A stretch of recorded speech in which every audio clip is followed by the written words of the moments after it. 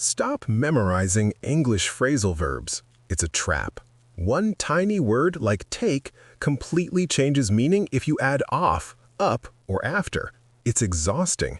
Instead, use the visual cheat code. We're going to master the hardest take verbs by walking through one single animated day.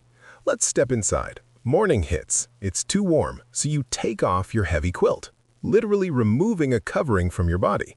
Easy, right? But look outside. A bird suddenly takes off into the sky. Exact same words, totally different meaning. To leave the ground quickly. After breakfast, you decide to take up painting. To take up means to start a brand new hobby. You're bringing a new skill into your life. But there's a problem. This giant canvas is starting to take up half your room. That's the second meaning, to occupy space or time. Your grandmother drops by, sees your art, and smiles. She says you really take after your grandfather. In English, you don't look like your ancestors, you take after them. Later, you both hike a grassy hill just to take in the view.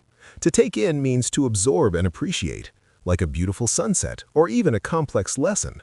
On the way down, you spot a shivering stray kitten. You can't leave it, so you take it in. Now take in means to provide shelter and care. Back home, the kitten immediately claims your favorite chair. Within minutes, it has taken over the house. To take over is to assume control. Evening falls. You're taking out the trash when a friend calls. They want to take you out to celebrate. That means inviting you somewhere socially. You're too cozy to leave, so you suggest getting takeout instead. Delicious restaurant food you bring home. The perfect end to the day.